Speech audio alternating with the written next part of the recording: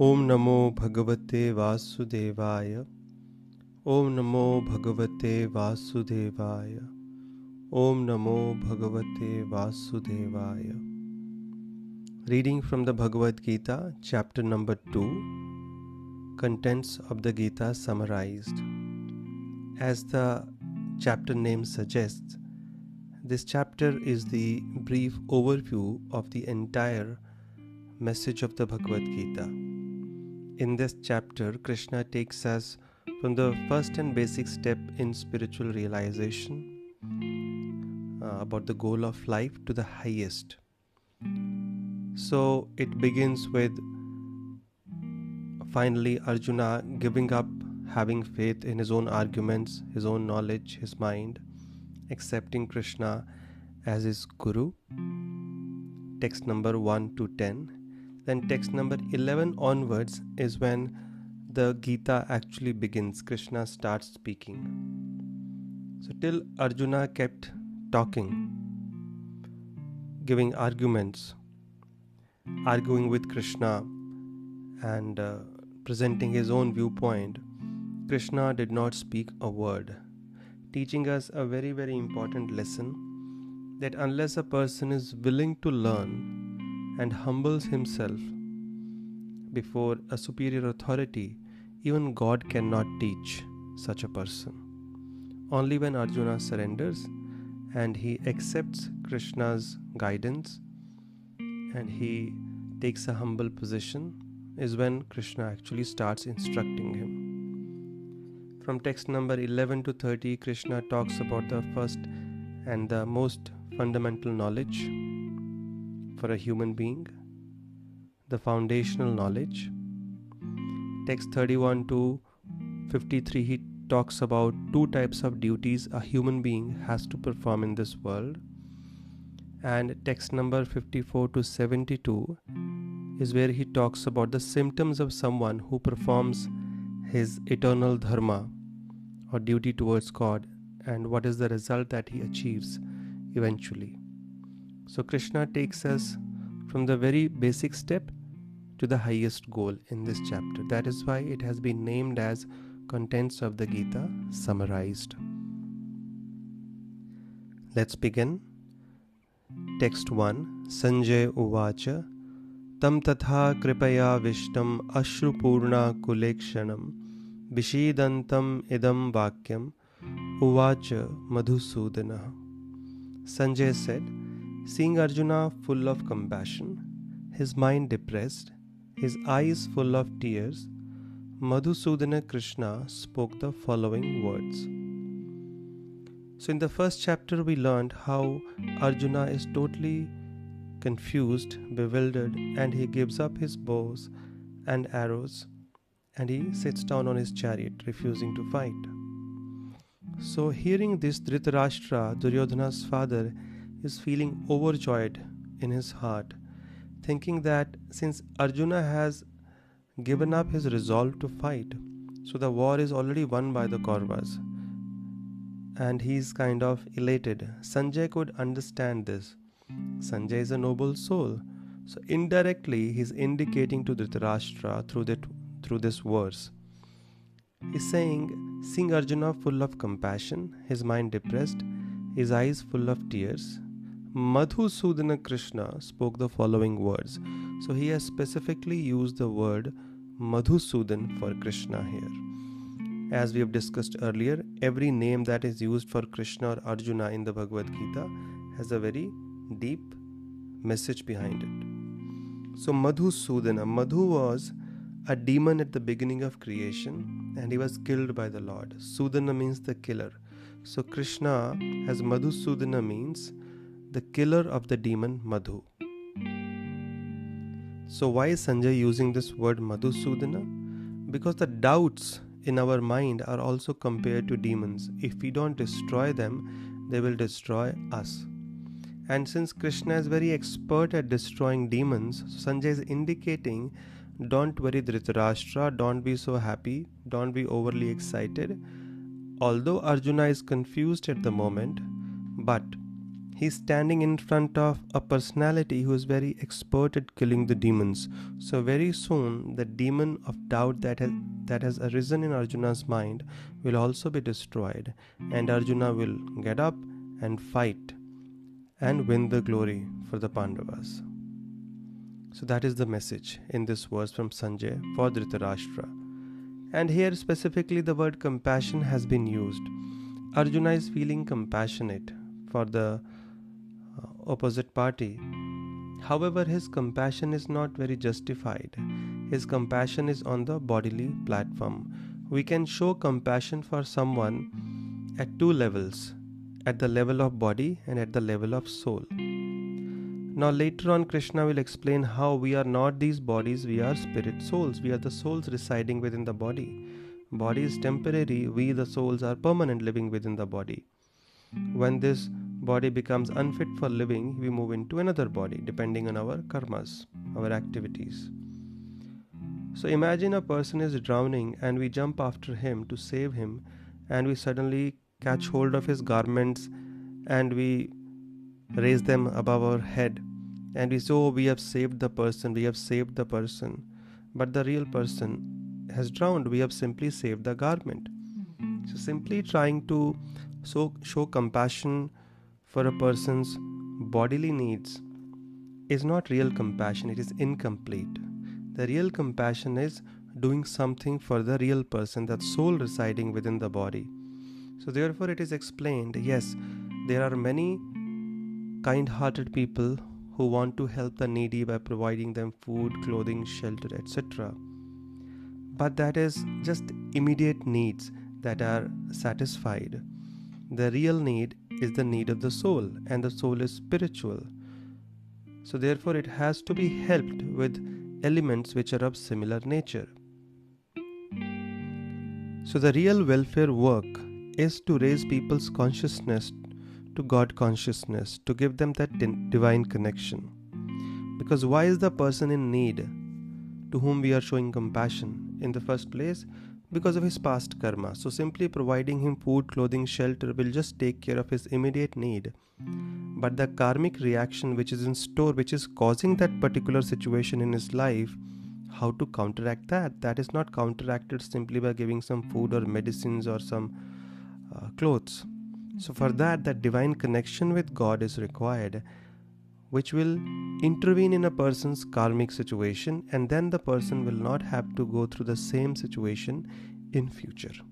So yes, we do provide help to the body of an individual, but we also try to save the real individual who is residing within the body, the soul. At the level of the soul, the real welfare work is done. And now Krishna speaks. Krishna is right now also speaking, but he's not instructing. At this stage, the talks are happening between two friends, and between two friends, the talks are not very serious. It's not that one is instructing the other one is taking it seriously. So Krishna speaks. This is the first verse Krishna is mentioning or talking. Shri Bhagavanu Vacha Kutastva Kashmalam Idam Vishame Samupastitam Anarya Jushtam Aswargyam Akirti Karam Arjuna. The Supreme Personality of Godhead said, My dear Arjuna, how have these impurities come upon you? They are not at all befitting a man who knows the value of life. They lead not to higher planets, but to infamy. Now, so many people are confused about who is Bhagavan, who is God. So here we see the Bhagavad Gita, which literally means a song of God. Who is singing that song? Krishna. So indirectly it is indicated Krishna is God, Krishna is Bhagavan. Here also we see in the Bhagavad Gita or any Vedic literature, when Lord Shiva wants to speak something, it is mentioned Shri Rudra Uvacha. When Brahma speaks, it is mentioned Shri Brahmo Uvacha. When Indra speaks, Shri Indra Uvacha. So when Krishna or any of his incarnations like Vishnu or Ram or Narsingha, they speak, it is not mentioned Shri Krishna Uvacha, Shri Vishnu Uvacha, Shri Rama Uvacha. It is mentioned Shri Bhagavan Uvacha. clearly indicated that Krishna is Bhagavan. In the Bhagavad Gita it is mentioned Shri Bhagavan Uvacha. So Ram, Narsingh, Vaman, Vishnu, Narayan, they are different manifestations of the same Supreme Lord. So therefore the Supreme Personality of Godhead said, he is telling Arjuna, how have these impurities come upon you? Why are you refusing to do your duty? You belong to the Aryan race. He says you are acting like an un-Aryan. Somebody who is not an Aryan. Aryan civilization means a civilization which is based on spiritual culture. And it is clearly mentioned in the scriptures that any civilization which does not have a spiritual foundation is animal civilization. Why? It's not abusive, it is just stating the facts. The Hitopadesh states, Ahar Nidra Bhayamaithunam cha Samanyametat Pashubhir Naranam Dharmo hi tesham adhiko vishesho dharmena hina pashubhi samana. The four activities of eating, sleeping, mating and defending are common between animals and human beings. Animals also eat, sleep, mate and defend. We also do the same thing. Then what makes us separate or superior to these lower species? Dharmo hi tesham adhiko vishesho dharmena hina pashubhi samana. The special ability to inquire about our real dharma, to ask questions like, who am I? Where do I come from? Where will I go? What is the purpose of life? Who is God? What is my relationship with God? How can I revive that relationship? Why do I suffer even if I do not want to? How can I end this suffering? So these are the questions a human being should be asking. Asking questions about how to eat, sleep, where to enjoy, how can I protect what I have, how can I save things. Even the animals do that. So if a human civilization has its life also centered around these four goals only, therefore, as this verse says, these are common between animals and humans. So there's no difference. What makes us a human being is the special ability to make higher inquiries. And that is called the Aryan civilization. Krishna says you are acting like an un-Aryan. So this is not befitting a man who knows the value of life. It will not bring you any fame, rather it will lead to infamy. And for a person who is honored, dishonor is worse than death. It will just spoil your reputation, it will spoil your family lineage, it will spoil your name and fame. Everything will be spoiled because you are refusing to do your duty as a Kshatriya. You have become impure. He continues, Klebhyam asmagamah partha naitattvai upapadyate shudram hridaya daurvalyam tyaktottishtha parantapa. O son of Pritha, do not yield to this degrading impotence. It does not become you. Give up such petty weakness of heart and arise, O chastiser of the enemy. Now, Krishna wants to incite Arjuna. Therefore, he is using the words like Klebhyam. Klebhyam means eunuch, impotent.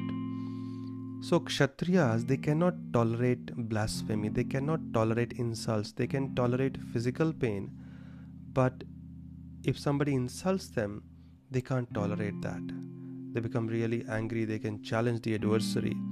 So, Krishna is using all kinds of techniques to incite Arjuna's anger, and he's calling him impotent. In other words, he's also telling him that during the incognito period in the exile, the Pandavas had to live incognito. That means they should not have been recognized by the Kauravas.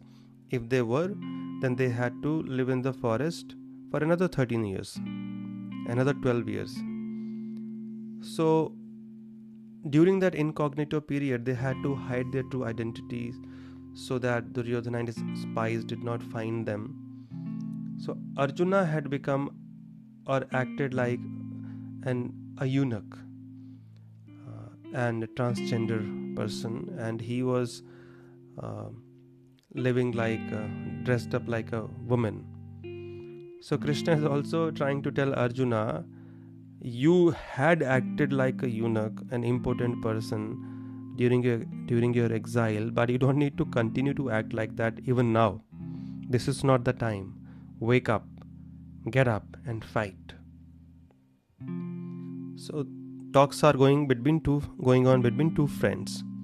Now Arjuna again argues, Arjuna uvacha, Katham bhishmam aham sankhe, dronam cha madhusudana, ishubhihi pratiyotsyami, pujarha varisudana.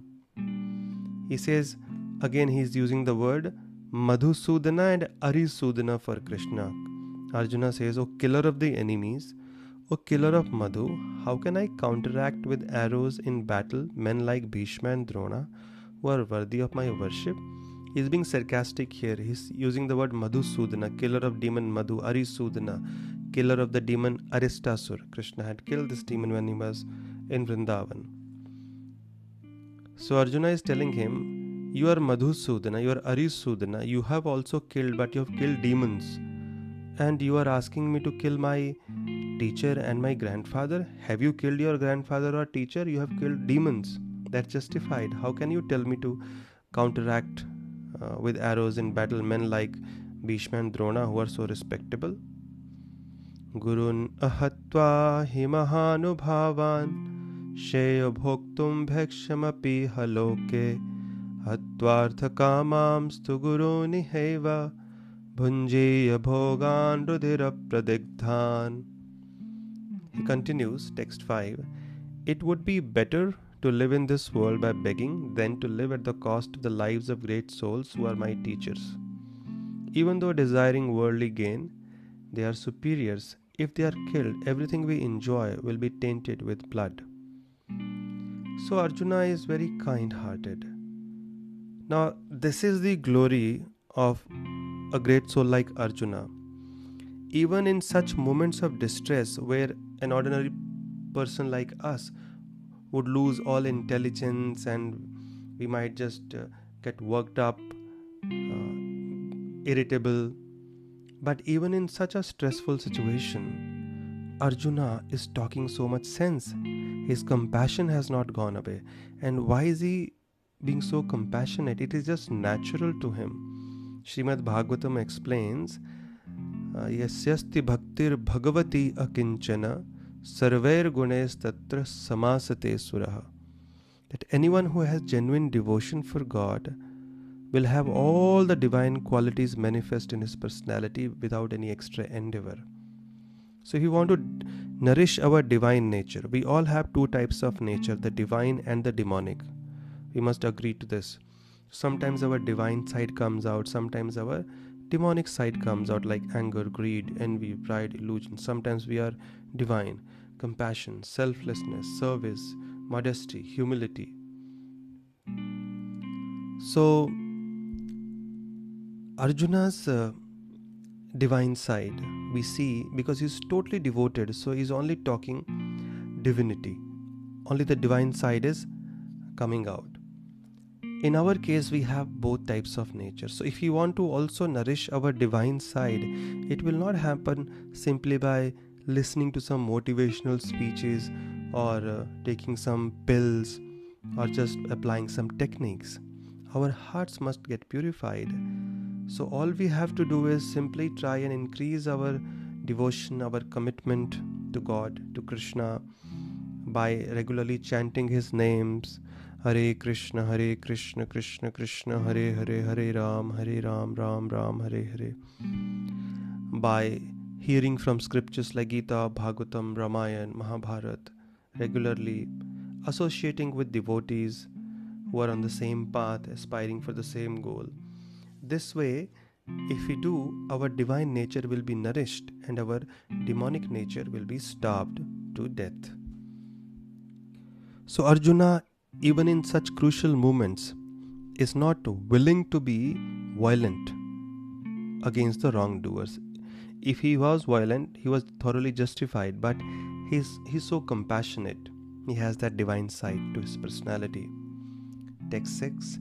Na chaitad vidmaha kataranno gariyo Yadva jayema yadi vano jayeyuh yaneva hatva najije vishamas te avastitah pramukhe dharta rashtraha. Nor do we know which is better, conquering them or being conquered by them. If we killed the sons of Dhritarashtra, we should not care to live. Yet they are now standing before us on the battlefield. Arjuna is saying, and also Krishna, apart from these arguments, I am indecisive. I don't know whether it's good to fight, whether it's good to conquer them or being conquered by them. And as they say, when in doubt, do without. So since I am not convinced, so it's better that I do not fight. But now what happens? Arjuna finally realizes that he cannot come out of the situation he has found himself in on his own. He is just thoroughly bewildered, confused, illusioned. And now he realizes good intelligence dawns upon him. And therefore now he says he needs help. He needs some guidance. And finally, in text number 7, he surrenders to Krishna. And this marks the turning point in Arjuna's life. Similarly, when we also take this step where we give up our arrogance, our false ego, which makes us believe that we are the best, we know everything, we know more than anybody else, we deserve more than anybody else, we can resolve issues on our own, we can manage things on our own. All I have been able to achieve till now is my ability, that I, me and mine. When we realize that all this is useless, and we realize that we are actually in need of guidance, we are in need of help, which needs humility. And if we are fortunate, we will come to the same realization. And if we can come to this realization that we also need to be guided, we are not the center of the universe, we need help. We need help about understanding the purpose of life. We need help to understand or resolve the issues in life of some superior personality. We need superior guidance. That marks the turning point in our life as well. So how to take that step, we shall discuss in the next podcast, starting from text number 7. Thank you very much. Hare Krishna.